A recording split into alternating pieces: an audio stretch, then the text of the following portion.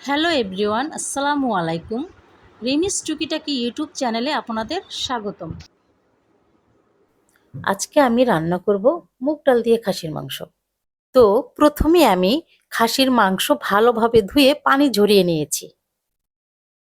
এই রান্নাটা আমি হাতে মাখিয়ে করব।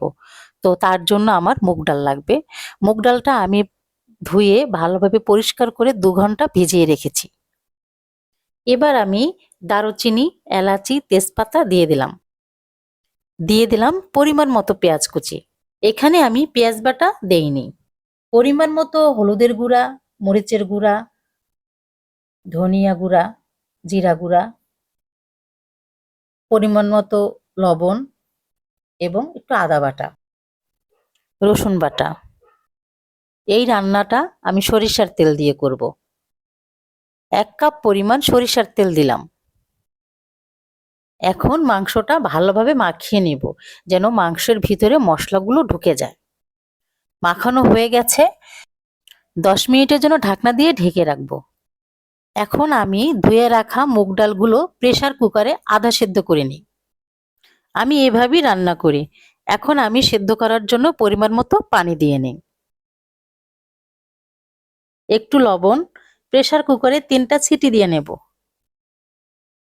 এখন আমি 15 মিনিট মেরিনেট করা মাংস চুলায় বসিয়ে দিলাম। ঢাকনা দিয়ে ভালোভাবে কষিয়ে নেব। এই কষানোর মধ্যে মাংসটা আমার ভালোভাবে সেদ্ধ হয়ে গেছে। এখন আগে থেকে সেদ্ধ করা মুগ ডাল দিয়ে দিলাম এবং দিয়ে ভালোভাবে কষিয়ে নিই। আরো 5 মিনিট আমি এভাবে কষিয়ে নিব। এখন আমার কষানো হয়ে গেছে। এখন আমি যতটুকু ঝোল রাখবো ঠিক সেই পরিমাণ গরম পানি দিয়ে দেব। আমি পরিমাণ মতো গরম পানি দিয়ে দিলাম কাঁচামরিচ, জাস্ট ফ্লেভারের জন্য। এখন আমি ঢাকনা দিয়ে 7-8 মিনিট ঢেকে কিছুক্ষণ রেখে দিব। দিয়ে দিলাম গরম মশলা।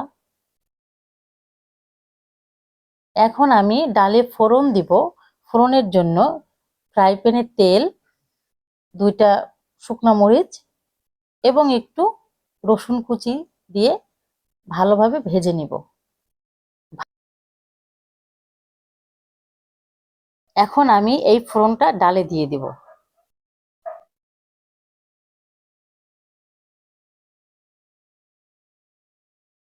হয়ে গেল আমার মজাদার মুগ ডাল দিয়ে খাসির মাংস।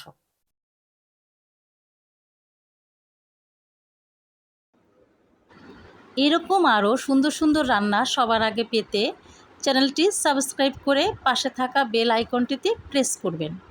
ভালো লাগলে লাইক, কমেন্ট ও শেয়ার করবেন। এই রান্নাটি একবার হলো ট্রাই করে দেখবেন, আপনাদের অবশ্যই ভালো লাগবে।